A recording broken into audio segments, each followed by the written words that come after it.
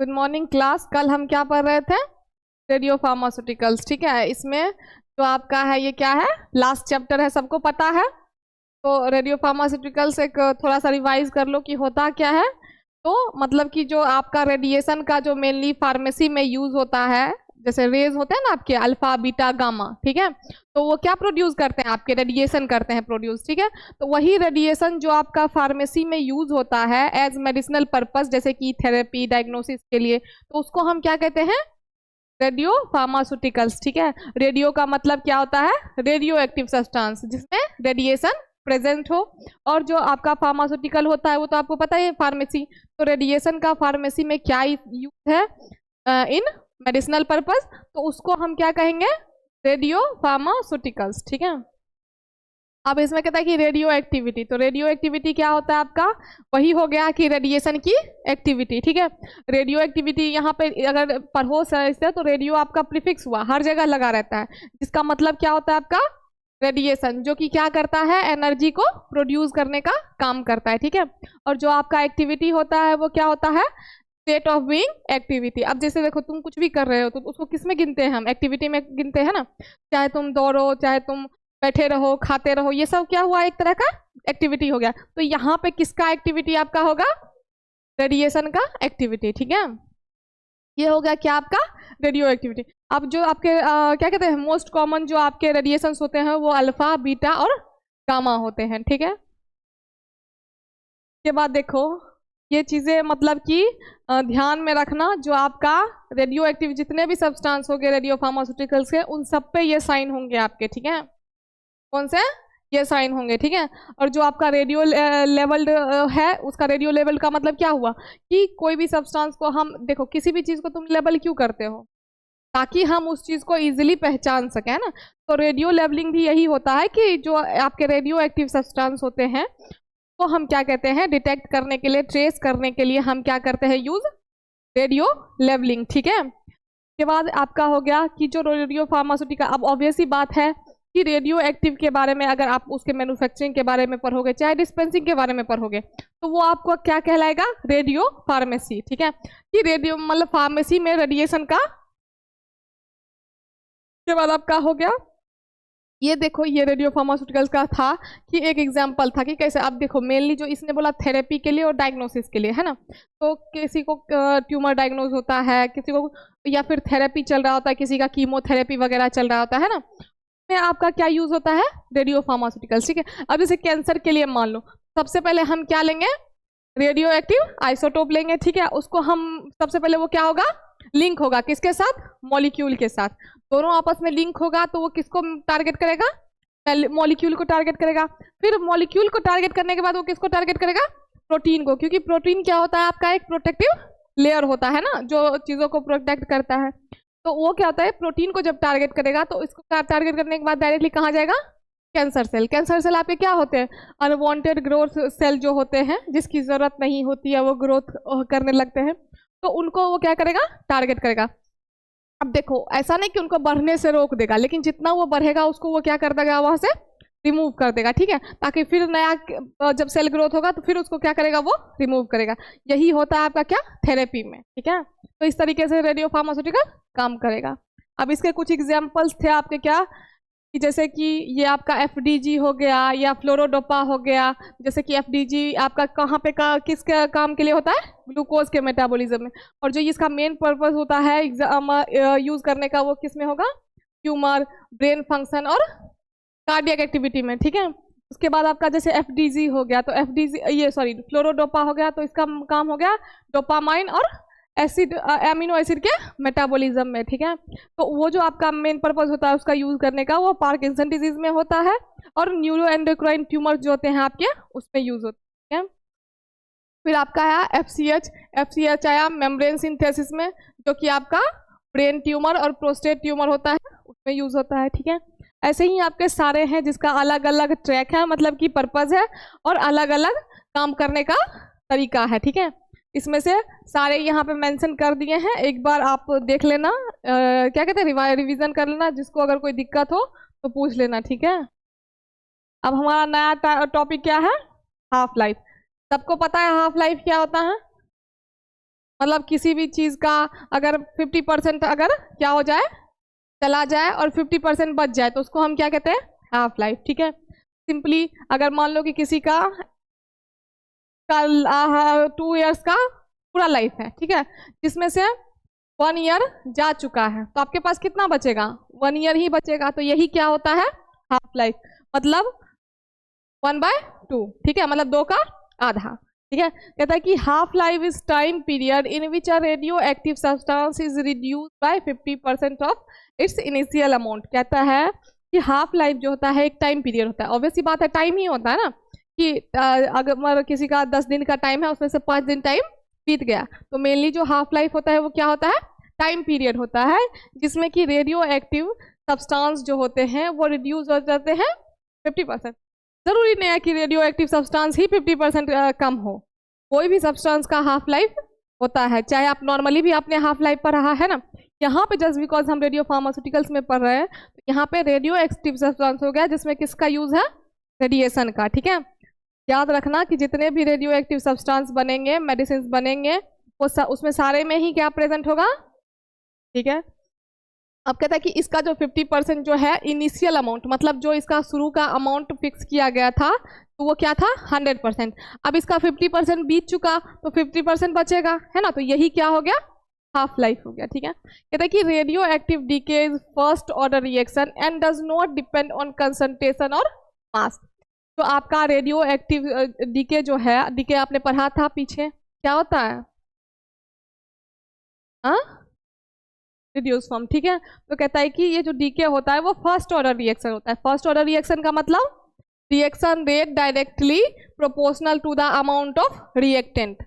इसका जो reaction rate होता है वो किस पे होता है, डिपेंड, रिएक्टेंट पे, ना कि कंसंट्रेशन और मास पे। ठीक है, यही चीज यहाँ पे इसने बोला है कि फर्स्ट ऑर्डर रिएक्शन है, मतलब ये रिएक्टेंट पे डिपेंड करता है। ठीक है, and does not depend on concentration और मास, सेम चीज है, जो रिएक्टेंट पे डिपेंड करेगा वो उसका कंसंट्रेशन क्या है, मास क्या है, ये डजंट मैटर, मतलब कि उसको मैटर नहीं करता है। ठीक है, तो इसका जो आपका हाफ लाइफ का फॉर्मूला होता है वो होता है आपका T1/2 equal to 0.693 by lambda. ठीक है, इसमें कहता है कि half life remains constant irrespective of amount of substance.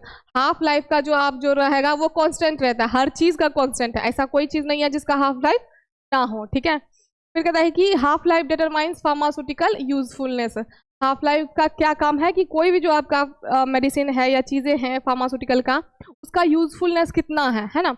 अगर कहता है कि इफ टू शॉर्ट, मतलब कि अगर हाफ लाइफ क्या होता है, बहुत ज्यादा शॉर्ट होता है। ठीक है, तो सब्सटेंस डिकेज बिफोर यूजेज। ठीक है, अब क्या होगा कि हमने यूज किया नहीं, इतना कम समय था कि वो, अब जैसे मान लो कि अभी देखो कि जो पैक्ड मिल्क आता है ना, जो नॉर्मली सभी जानते होंगे, का हाफ लाइफ रहता है 2-3 दिन का, है ना। अब मान लो कि हमने 2-3 दिन उसको बस उबाल के रखा, तो ना पिया ना कुछ यूज में लाया, तो क्या होगा, उसका बिना यूज किए ही खत्म हो गया। ऐसे ही और भी चीजें होती है जो मतलब ज्यादा यूज होता है और उसकी हाफ लाइफ क्या होती है, कम होती है। ठीक है, तो इसलिए ये हो गया एक कि सब्सटेंस डिकेज बिफोर यूजेस, मतलब कि यूज होने के पहले ही उसका हाफ लाइफ जा चुका है। ठीक है, अब है इफ टू लॉन्ग। हम मान लो कि हाफ लाइफ बहुत लंबा है और सामान यहाँ पे वो चीज जो हम ला रहे हैं वो तुरंत खत्म हो जा रहा है ना। अगर मान लो कि चलो आटा दाल का ही भाव ले लो। ठीक है, अगर हमारे घर में 30-35 लोग हैं, चलो 30-35 15 लोग हैं। ठीक है, अब उस चावल या आटे की जो हाफ लाइफ है वो मतलब कि समझो अगर पूरा लाइफ उसका 2 साल का है, ठीक है, उसमें से 1 साल, फिर भी तो वो बहुत ज्यादा है ना, क्योंकि उसका यूज ज्यादा है और हाफ लाइफ उसका बहुत दूर है। तो इसीलिए कहना है इसका कि सिंपल की hence a moderate half life is most suitable. तो मॉडरेट मतलब क्या होता है, बीच का, इन द सेंस कि पहले ये देख लो कि इस सामान का यूज कितना है, उसके हिसाब से उसकी हाफ लाइफ रखो। ठीक है, अगर शॉर्ट टाइम में चीजें खत्म हो रही है तो उसका उसी तरीके से हाफ लाइफ रखो, और अगर वो लॉन्ग टाइम में यूज में जा रहा है तो उसका हाफ लाइफ उस तरीके से रखो आप। ठीक है, तो ये था इसका मेन पर्पज। अब कहता है ये कि एग्जाम्पल ऑफ हाफ लाइफ। अब देखो कुछ एग्जाम्पल ले लो, जैसे पोलोनियम 2 और 2 है। ठीक है, अब इसका हाफ लाइफ जो होगा वो कितना होगा आपका 3 × 10 ठीक है। तो अब देखो ये इसका हाफ लाइफ कितना हुआ, बहुत ज्यादा शॉर्ट हुआ, मतलब कुछ मिनटों का हुआ एक तरह से अगर आप लेके चलो इसको, ठीक है, अगर कैलकुलेट करोगे तो, ठीक है। फिर कहता है आयोडीन 131 का, इसका हाफ लाइफ कितना दिन का है, 8 डेज का, ठीक है। फिर फास्फोरस 32 का हाफ लाइफ का कितना है, हाँ 4, मतलब कि 14.5 दिन के आसपास रखो, ठीक है। फिर कहता है कि यूरेनियम, यूरेनियम का कितना है, अब देखो इसका कितना लंबा जाएगा, ठीक है। और इसका देखो जिंक का, जिंक का कितना है आपका, ठीक है। और सोडियम का, जानते तुम लोग एक रेडियम होता है, रेडियम सुने हो तुम लोग, रेडियम ऐसे नहीं सुने, रेडियम किसने नहीं सुना होगा, जानते हो उसकी लाइफ कितनी होती है, 1600 साल, जानते हो, तो कुछ भी नहीं है। अभी ये जो आप पढ़ोगे नीचे डीके कांस्टेंट, उसमें आएगा, डीके कांस्टेंट का फॉर्मूला वहीं से बना है, ठीक है। इसमें रेडियो एक्टिव डीके का मतलब देख लो, unstable atomic nucleus loses energy by emitting radiation. एक चीज याद रखना कि जो आपका अनस्टेबल एटॉमिक न्यूक्लियस जो एनर्जी लूज करता है, तो कैसे लूज करेगा, रेडिएशन को प्रोड्यूस करने। अब देखो क्योंकि वो अनस्टेबल है तो वो स्टेबल होने के लिए क्या करेगा, एनर्जी प्रोड्यूस करेगा। अब वो एनर्जी अगर प्रोड्यूस करेगा तो वो क्या करेगा, स्टेबल होगा, मतलब जितना ज्यादा एनर्जी वो लूज करेगा उतना ही ज्यादा वो क्या होगा, स्टेबल। तो उसको जितना, तो इसीलिए उसको क्या रखते हैं, अनस्टेबल रखते हैं, क्योंकि हमको तो एनर्जी चाहिए, उसको स्टेबल होना होगा लेकिन हमें क्या चाहिए, एनर्जी चाहिए। तो जितना ज्यादा अनस्टेबल, यहाँ पे अपोजिट है, आज तक आप पढ़ रहे होगे कि जितना ज्यादा स्टेबल उतनी ज्यादा अच्छा, लेकिन यहाँ पे क्या है, जितना अनस्टेबल उतना एनर्जी का प्रोडक्शन, ठीक है। और फर्स्ट ऑर्डर पता चल ही गया है कि जो कि कंसंट्रेशन और मास पे डिपेंड नहीं करता है, सिर्फ और सिर्फ रिएक्टेंट पे डिपेंड करता है, ठीक है। अब देखो इसका डीके कांस्टेंट एक है, ठीक है, जैसे वहां पे पढ़ा था वैसे ही ये भी है यहाँ पे, लेकिन क्या है कि डीके का मतलब क्या होता है, कुछ इसका ब्रेक डाउन होना। ये कहता है कि suppose an element A slowly breaks down, मतलब disintegrate and changes into another element B. अब मान लो कि एक आपका एलिमेंट है, ठीक है, ये क्या हुआ, डिसइंटीग्रेट हुआ, ब्रेक डाउन हुआ और क्या बनाया, बी, एक और एलिमेंट बना दिया, ठीक है। अब कहता है कि एट द बिगिनिंग, अब शुरू में क्या है, जो आपका टी इक्वल टू मतलब टाइम इक्वल टू है, वो कितना है आपका 0। अब है नंबर ऑफ एटम, तो ये एन, ठीक है। आफ्टर सम टाइम, अब कुछ देर के बाद, ये जो आपका था वो क्या था, स्टार्टिंग का था, ठीक है।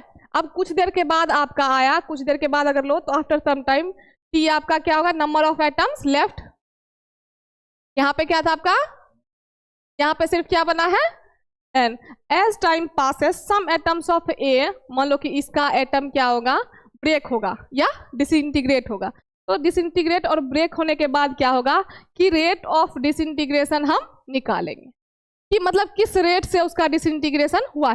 अब ये ऊपर का छोड़ दो, मेनली पर्पस ये है कि कोई भी एलिमेंट जो आपका ब्रेक डाउन होता है तो उसका जो टूटने का दर होता है, रेट होता है, वो क्या होता है, ठीक है, किस हिसाब से वो टूटा है और कितने रेट से वो टूटा है, उसको मेनली हमको निकालने का पर्पज यहाँ पे है। ए बी सी ये छोड़ के अगर चलो तो, ठीक है। तो अगर मान लो रेट ऑफ डिसइंटीग्रेशन निकालना है, मतलब डीके, मतलब जो ब्रेक डाउन हुआ है उसका रेट क्या है, ठीक है। तो उसके लिए हम क्या करेंगे, if D N atoms break in a very small time, जिसको हम क्या कहेंगे, डी टी, ठीक है।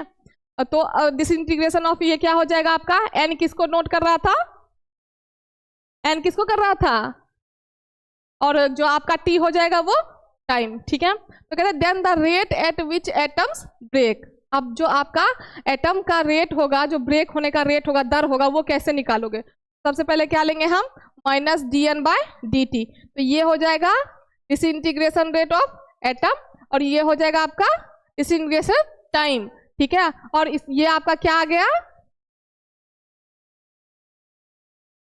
ठीक है। आप कहते हैं this means the more atoms you have the faster they disintegrate. Simple सी बात है, जितना ज्यादा एटम होगा उतना ही ज्यादा उसका डिसइंटीग्रेशन रेट होगा।